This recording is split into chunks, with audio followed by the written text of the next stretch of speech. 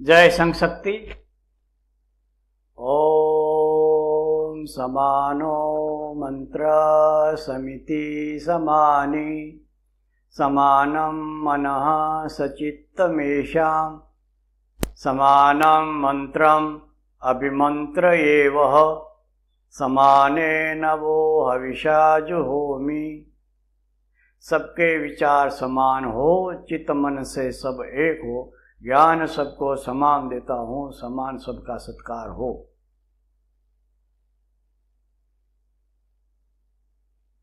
गीता और समाज सेवा का 15वां प्रकरण काम पर हम चर्चा कर रहे हैं। पिछले कार्यक्रम में हमने सुना कि वैसे सामान्य भाषा में काम काम शब्द अच्छा नहीं लगता, क्योंकि उसको सेक्स से जोड़ देते हैं। मगर सभी इन ज्ञानेंद्रियों का जो विषय है वो सब कामना ही होती है, और ये काम एक प्रकृति का ही सृजन है, तो वो कुछ बुरा नहीं होता है। और हमने ये भी देखा कि बच्चे में या एक पागल में या एक योगी में कामवृत्ति नहीं होती है, और ये काम कभी शांत नहीं होने वाला।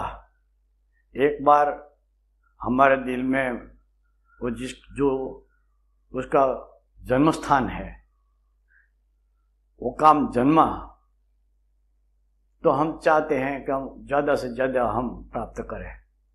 और कभी अग्नि की तरह अग्नि में घी डालते जाओ तो और वो प्रज्वलित होगा।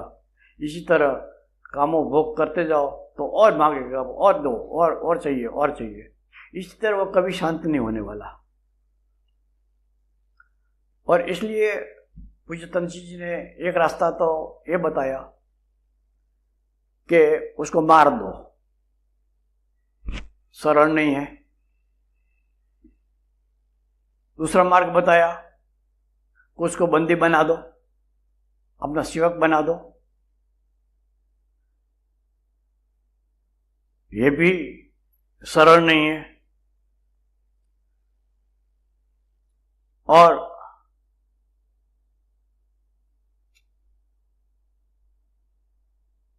ये भी हमने देखा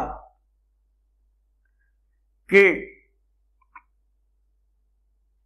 काम, क्रोध और लोभ, ये तीनों नरक के द्वार है। नरक क्या है वो भी हमने बताया। और ये तीनों आत्मा को नाश करने वाले हैं। तो प्रश्न ये है कि आत्मा को भी कोई नाश कर सकता है? आत्मा मतलब जीवात्मा, वो तो परमात्मा का स्वरूप है। तो अब हम चर्चा करते हैं कि जीवात्मा और ईश्वर का अंश होते हुए मम एव अंश जीवभूत सनातन, ये सनातन तत्व है। और जीव बनकर जीवलोक के मतलब शरीर में रहा है। तो जीवात्मा को कोई नाश नहीं करता, नाश नहीं कर सकता। मगर यहाँ नाश करने का अर्थ है जीवात्मा को परमात्मा से विमुख करके सांसारिक भोगों में जो फंसा देता है, यह जीवात्मा की अधोगति है। कामवृत्ति है ना, वो जीवात्मा को परमात्मा से विमुख करके संसार में भटका देती है। तो ये अधोगति है। काम, क्रोध व लोभ को वशवर्ती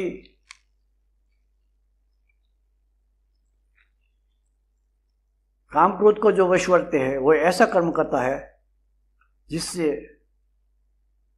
एक तो शारीरिक पतन होता है,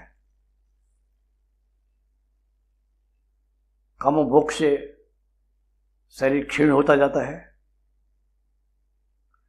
मानसिक हानि होती है क्योंकि मन फिर अच्छा विचार करेगा ही नहीं, बुरे विचारों में वो फंसा रहता है और बुद्धि में व्यभिचार भाव आ जाता है।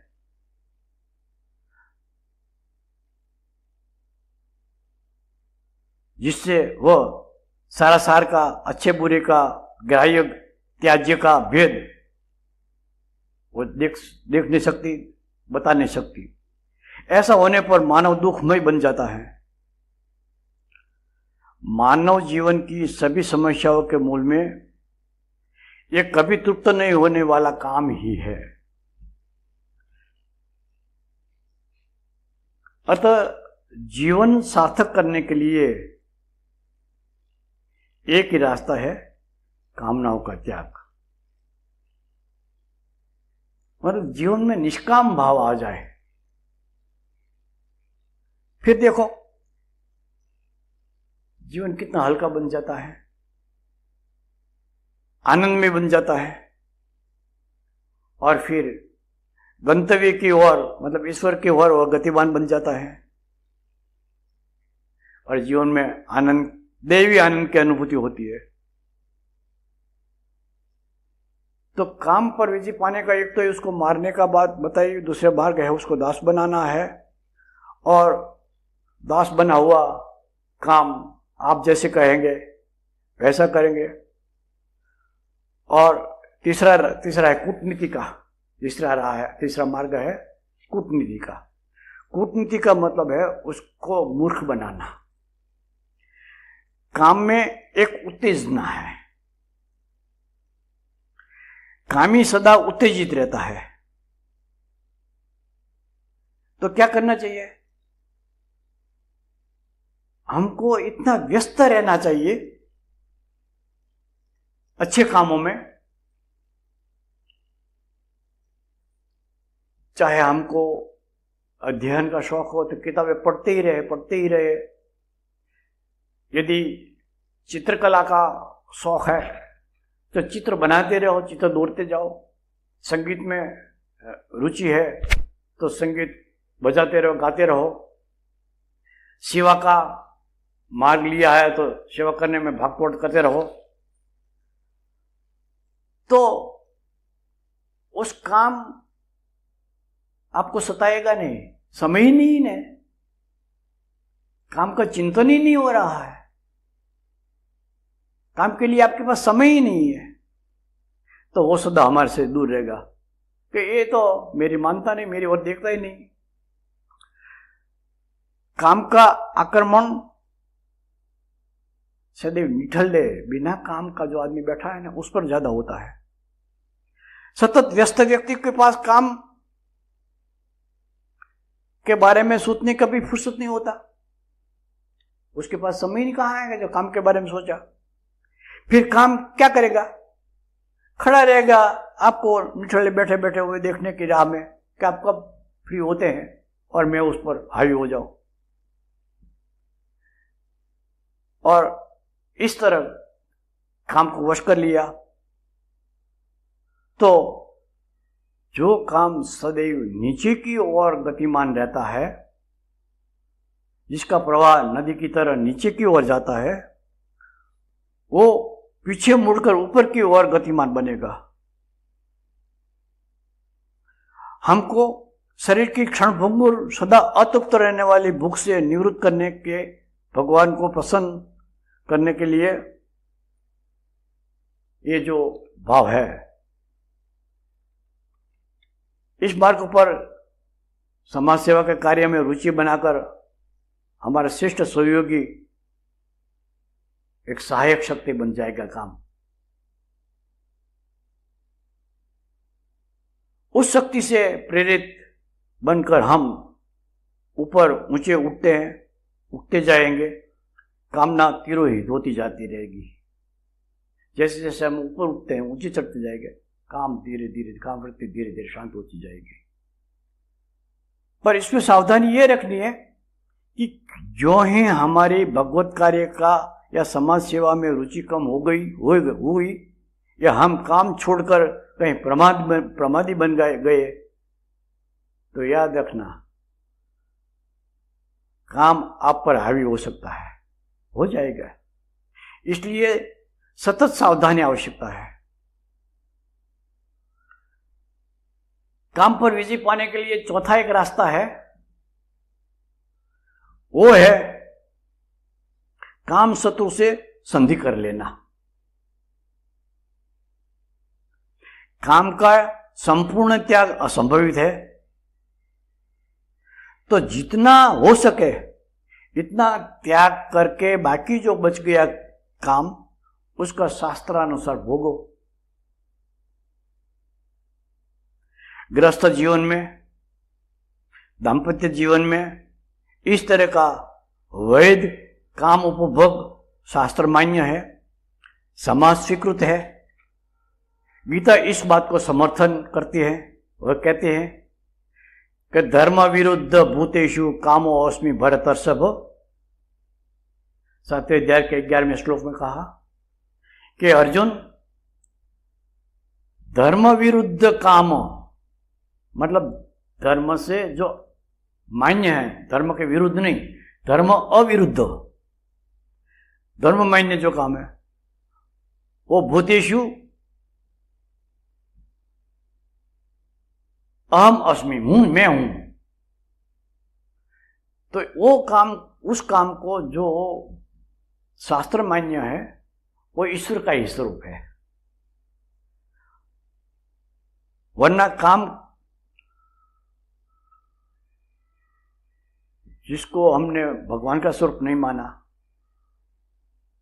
उसको भोगने की ही चीज मान ली, उसको वश हम हो गए, तो उससे कभी हम तृप्त नहीं होंगे, हो ही नहीं सकते। इच्छा कभी शांति नहीं होती। ज्यों ज्यों प्राप्ति होती जाती है, अधिक पाने की कामना बढ़ती जाती है। श्री कृष्ण ने कहा, कामम आश्रित्य दुष्पुरम दंभ मान मदान्विता मोहात गृहीत्वा असद्ग्रहान प्रवर्तन्ते असुचिव्रता। 16 अध्याय के 10वें श्लोक में कहा कि दंभ, मान व मद से युक्त आसुरी व्यक्ति दुष्पुर मतलब कभी पूर्ण नहीं होने वाली कामनाओं का आश्रय लेकर अथवा कामना वश बनकर मोह के वश होकर अज्ञान से असत्ग्रहान जो झूठा है, मिथ्या है, उसको पकड़ने वाला और उसको पकड़कर गृहीत्वा ग्रहण करके असुचिव्रता जो भ्रष्ट आचरण करने वाला है, वो संसार में प्रवर्तन्ते संसार में भटकता रहता है। और कहा है 16 अध्याय के 12वें श्लोक में, आशा पाश शतै बद्धा काम क्रोध परायणा इहंते काम भोगार्थम अन्यायन अर्थ संचयान। आशा पाश शतै बद्धा, आशा रूपी सैकड़ों बंधनों से बंधा हुआ। इस आशा का रूप हम सदैव बंधन रूप है, वो एक आशा बंधन रूप है। इस बात का समर्थन करता एक श्लोक है, आशा नाम मनुष्याणाम काश्चित आश्चर्य श्रृंखला यया बद्धा प्रधावंती मुक्ता तिष्ठन्ति पंगुवत। जो आशा है, जो कामना है, वो एक अद्भुत विचित्र जंजीर है, बंधन है। जो जंजीर है वो बंधती है ना हमको, और बंध जाते हैं तो हम कहीं इधर उधर जा नहीं सकते। बंधा हुआ आदमी कहां जा सकता है? और जो बंधा नहीं हो वो चाहे वो कहीं जा सकता हो। मगर ये आशा नाम का जो बंधन है, आशा नाम की जो जंजीर है, वो वो आशा नाम का काश्चित आश्चर्य श्रृंखला, एक आश्चर्य देती हुई, आश्चर्य करती हुई एक जंजीर है, आश्चर्यकारक एक जंजीर है, जिससे बंधा हुआ आदमी या बंधा प्रधावंती, जिससे बंधा हुआ आदमी भागा भाग करता है, दौड़ दौड़ करता है, शांति से बैठ नहीं सकता। अरे बंधा हुआ आदमी कभी दौड़ सकता है कि हाँ, ये आशा नाम की बेड़ी है, आशा नाम का जो बंधन है, उससे बंधा हुआ आदमी वो भागता रहेगा। एक आशा पूरी नहीं हुई, दूसरी के लिए, दूसरी के लिए, तीसरी लिए, और जिंदगी भर कभी शांति से नहीं बैठा। और मुक्ता जो उससे मुक्त है वो तिष्ठन्ति पंगुवत, जैसे कोई आदमी लंगड़ा हो, चल नहीं सकता, उसी तरह वो बैठा रहता है। कौन? जो आशा नाम की जंजीर से मुक्त है। तो ये आश्चर्य श्रृंखला है। तो गीता भी कहती है कि काम क्रोध परायणा, काम और क्रोध को वश हुए, काम भोगार्थम, कामनाओं के उपभोग के लिए, अन्याय से अर्थ संचयान, धनादि अनेक पदार्थ का संग्रह करने की ये अंत्य चेष्टा करते हैं।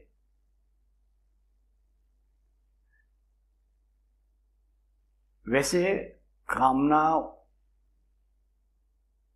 बुरी नहीं है, उसका उपभोग करना है भी बुरा नहीं है, मगर जब उसमें विकृति आती है, जिसमें अति आ जाता है, तो उसके प्रति उसको पूरा करने के लिए साधन चाहिए, धन चाहिए। तो न्याय से, नीति से, धर्म से तो मिलता नहीं, पूरा नहीं मिलता। तो अन्याय से धनादि का संग्रह करेंगे, उधर से लाओ, चोरी करके लाओ, लूट के लाओ, किसी भी तरह लाओ, और ऐसा व्यक्ति निरर्थक जीवन जीकर मर जाता है। इसलिए काम को वश करना सरल नहीं होते हुए भी गीता एक रास्ता बताती है। कहा कि इंद्रियाणि पराणि आहु, इंद्रियभ्य परम मनः, मनसस्तु परा बुद्धि, बुद्धे परत तु स। इंद्रियाणि पराणि, इंद्रियों से भी पर, जो शरीर है उससे पर इंद्रिया होती है,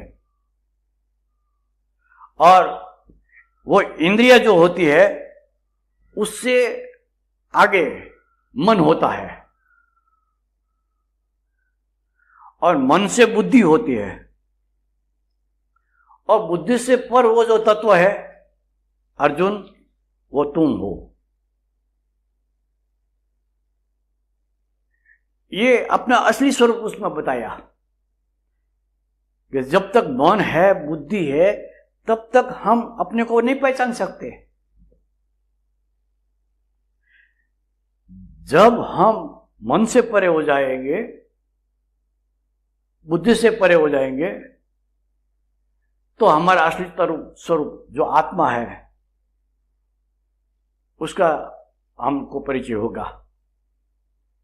एवं बुद्धे परतु बुद्ध्वा संस्तभ्य आत्मना जहि शत्रु महाबाहो काम रूपम सुदादम दुरासदम। तीसरे अध्याय के 43वें श्लोक में कहा कि एवं इस तरह बुद्धि मतलब बुद्धि से परम मतलब पर अर्थात सूक्ष्म, और सूक्ष्म होने से बलवान आत्मा को, जैसे जैसे आप जानते हैं ना कि कोई पदार्थ सूक्ष्म हो जाता है तो वो शक्तिमान बन जाता है। अणु और परमाणु की बात जानते हैं ना आप, एक पदार्थ का छोटे से छोटा जो है वो अणु है। अणु की कितनी ताकत होती है? Atomic power. अणु बम आप जानते हैं सत्यानाश कर देता है। तो ये पानी की भी बात जानो, पानी को उबाल के भाप बनाओ तो भाप में कितनी ताकत होती है। भाप के जो अणु हैं बहुत छोटे छोटे होते हैं, दिखते नहीं, मगर ताकत कितनी। मशीनों चलाते हैं, पूरी ट्रेन को खींच देते। पहले वो इंजन था ना, बॉयलर वाला, स्टीम इंजन वाला, तो वो पानी से ही चलते थे वो सब मशीन, इंजन, गाड़ियां, मगर उसकी भाप से। तो ऐसा बुद्ध हुआ, ऐसा जानकर आत्मना मतलब अपनी बुद्धि से आत्मनम, अपने आप को, आपके मन को संस्तभ्य वश में करके, हे महाबाहो अर्जुन, दुरासदम जो दुर्जेय है, जिसको जीतने में बहुत मुश्किल है, वो काम रूपम, काम रूपी शत्रु को जही मार दे। काम को मार देना का अर्थ है काम को वश कर देना, नियंत्रित कर देना। यदि काम वृत्ति पर नियंत्रण नहीं होता तो हमारा वैयक्तिक, सामाजिक व राष्ट्रीय जीवन बेमतलब हो जाएगा, कुछ भी नहीं कर पाएंगे और यूं ही मर जाएंगे, जीवन व्यर्थ चला जाएगा। इसी कारण गीता कहती है, शक्नोति इह एव यशोढुम प्राक शरीर विमोक्षणात् काम क्रोध उद्भव वेग स युक्त स सुखी न रह। 5वें अध्याय के 23 का श्लोक है।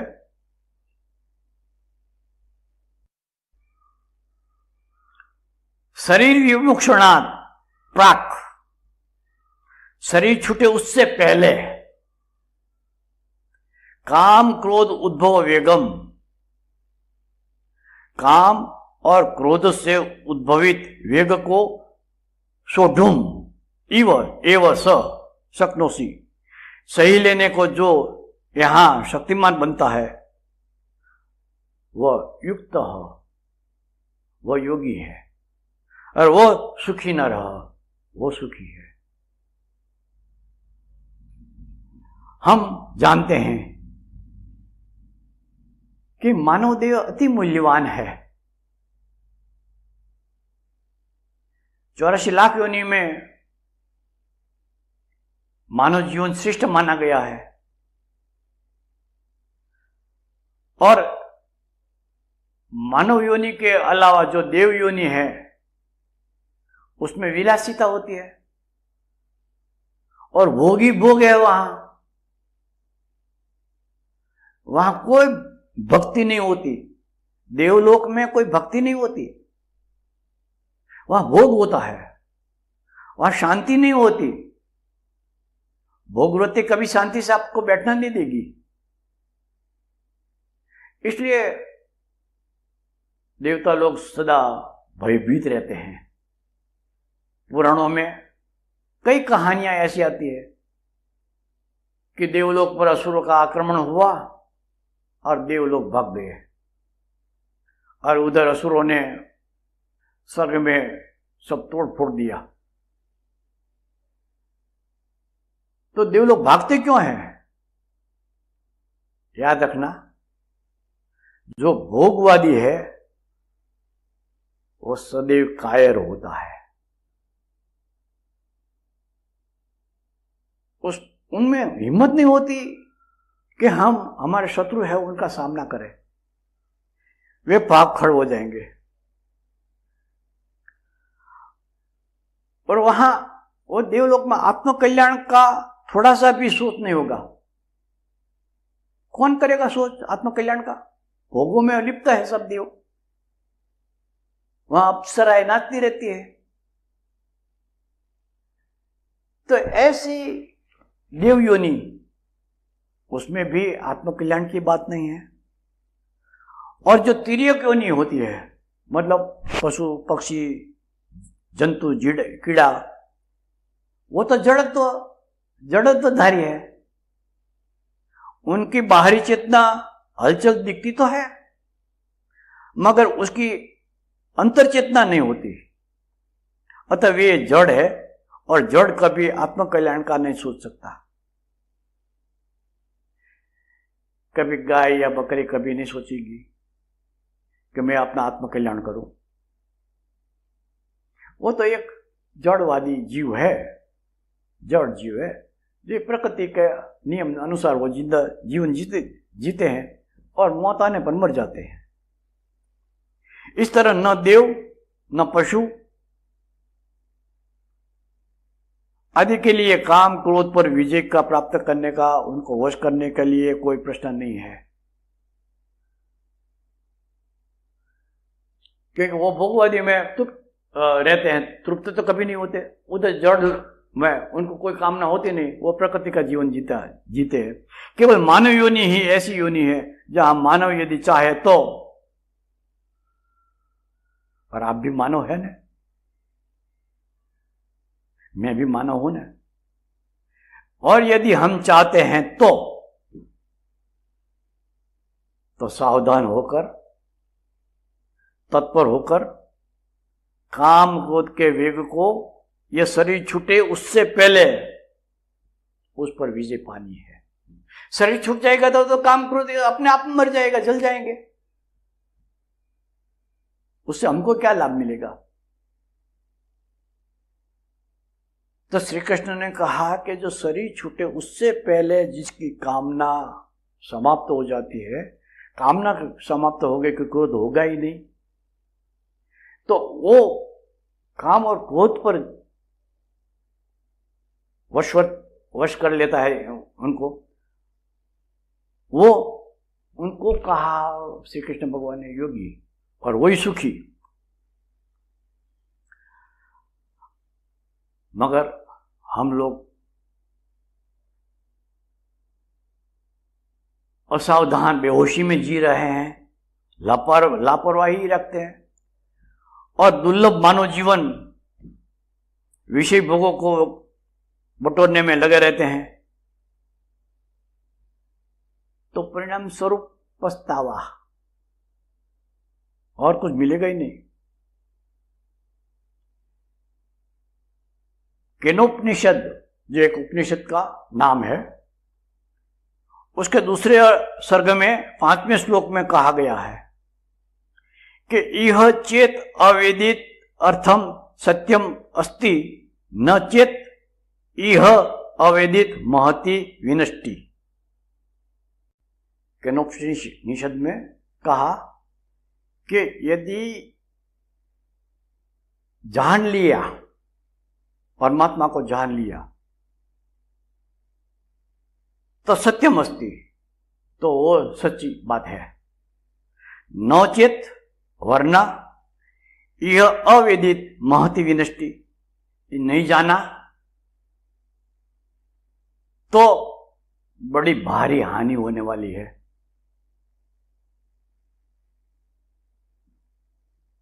जब यहां एक उपनिषद का नाम दिया केनोपनिषद, तो थोड़ा हम विषयांतर थोड़ा कर ले। है तो गीता के संदर्भ में ही, क्योंकि गीता में प्रत्येक अध्याय के अंत में लिखा है कि इति श्रीमद् भगवत गीतासु उपनिषत्सु। तो जो उपनिषदों में बात आई है वही गीता में श्री कृष्ण ने कही है। तो वो उपनिषद के बारे में थोड़ा जान ले। यदि आपके पास डायरी नोट है तो नोट भी कर लो, या इस प्रवचन को बाद में देखकर उस उपनिषद का नाम जान लो।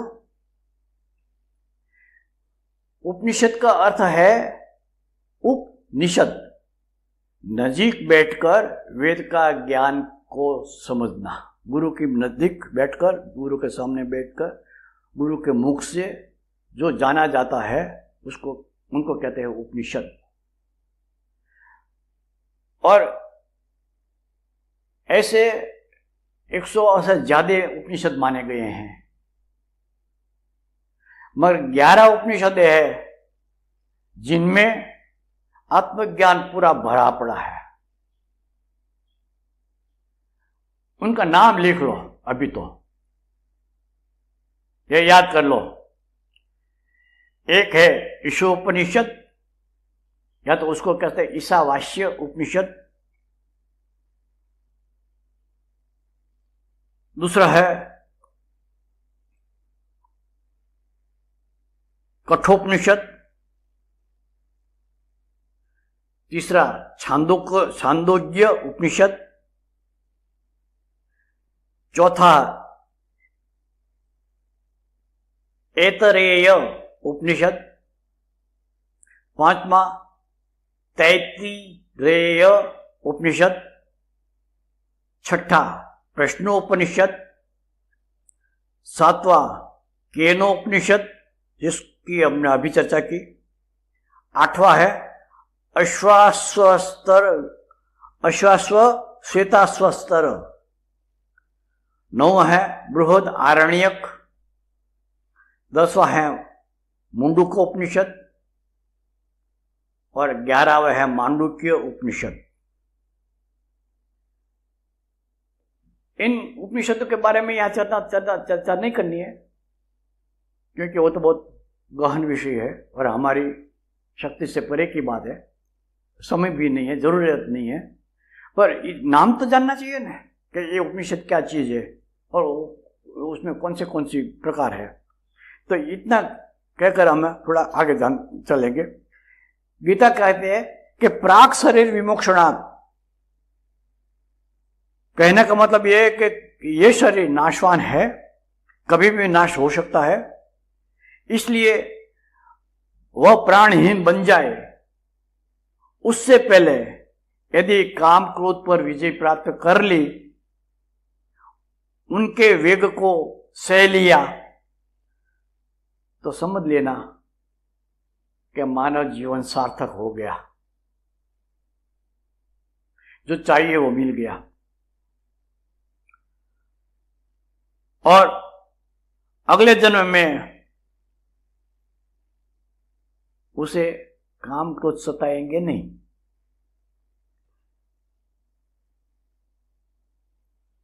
अतिवेग से बहती आई कई नदियों के जल को सागर समा लेता है। सागर में कोई परिवर्तन नहीं आता, सागर सागर ही रहता है, वो कभी विचलित नहीं होता। इसलिए तो हम सागर को देव मानते हैं, सागर देव। इसी तरह गीता के दूसरे अध्याय में स्थित प्रज्ञ के जो लक्षण बताए हैं, 14वें अध्याय में जो गुणातीत के लक्षण बताए हैं, 12वें अध्याय में भक्त के जो लक्षण बताए हैं, इन सब में यही बात है कि आत्मनिएव आत्मना तुष्ट स्थित प्रज्ञ तदोच्यते। जो अपने आप में जो संतुष्ट है, कोई काम नहीं, कोई चाह नहीं, कोई इच्छा नहीं, और यदि मिल जाता है तो न अभिनंदती, न खुश होकर नाचने लगता है, और यदि नहीं मिलता तो न द्वेष्टि, तो नहीं रोता है, न द्वेष करता है, न शिकायत करता है, न चिल्लाता है कि नहीं मिला नहीं मिला नहीं मिला। कहते हैं तस्य प्रज्ञा प्रतिष्ठिता, उसकी प्रज्ञा स्थित हो गई, उसकी बुद्धि स्थित हो गई। और वसे ही यस्य इंद्रियाणि तस्य प्रज्ञा प्रतिष्ठिता, दूसरे अध्याय के 61वें श्लोक में। और या निशा सर्वभूतानां तस्यां जागृति संयमी, दूसरे अध्याय के 59वें श्लोक में। अध्याय 2 के स्थित प्रज्ञ के 18 श्लोकों का नित्य पाठ करना चाहिए। ये पूरा जीवन का सार उसमें आ जाएगा कि मनुष्य हूं तो मनुष्य के रूप में मुझे कैसे जीना चाहिए, अर्जुन का जो प्रश्न था कि स्थित प्रज्ञस्य का भाष्य, स्थित प्रज्ञ के क्या लक्षण होता है, वो सब बात श्री कृष्ण ने बाकी के 17 श्लोक में बता दी। तो वो नीति पाठ करके तदनुसार जीवन यदि बनाए तो जीवन सार्थक बन सकता है। गीता का वादा है, गीता ने हमने कई बार विश्वास दिलाया है कि ऐसा करने पर तुम्हारा ऐसा होगा, ऐसा करने पर तुम्हारा ऐसा होगा। तो हमको गीता का मतलब श्री कृष्ण का तो मानना चाहिए ना। इससे पहले भी कहा है कि श्री कृष्ण को मानने वाले हम श्री कृष्ण की मानते नहीं हैं, जो कहते हैं वो नहीं मानते। तो महती विनष्टि समझ लेना, महान विनाश है।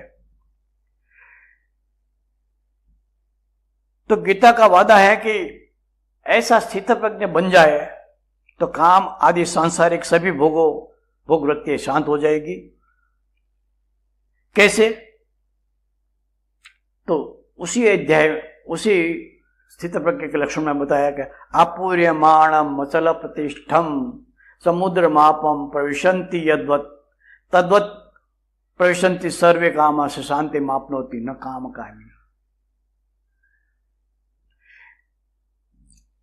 जैसे समुद्र में नदियां आती है और समा जाती है, इसी तरह जिसमें सभी कामनाएं बहुत होती है ना, वो सब आपके अंदर शांत हो जाए तो आपको शांति मिलेगी। शांति चाहिए ना। न काम कामी, जो कामनाएं रखता है उसको कभी शांति नहीं मिलेगी। इसलिए ये काम वृत्ति है तो प्रकृति का ही सृजन, मगर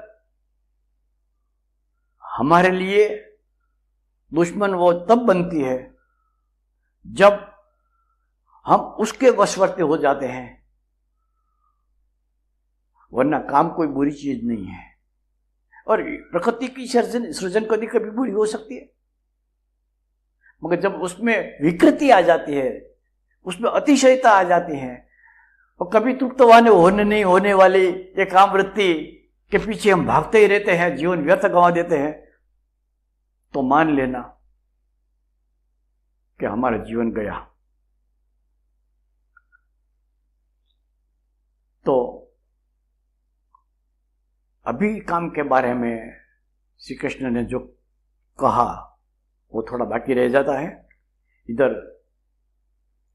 बस उसको पूरे ही कर दे, 1-2 मिनट आगे ले लें कि जो निष्काम व्यक्ति है वो अपना कल्याण कर सकता है और समाज के लिए भी काम कर सकता है। हमारा कर्तव्य है कि इस शरीर का पूरा उपयोग करें और इस शरीर से समाज की, माता पिता के यथाशक्ति यथामति सेवा करें। समाज के विकास के साथ हमारा विकास होगा ही। तो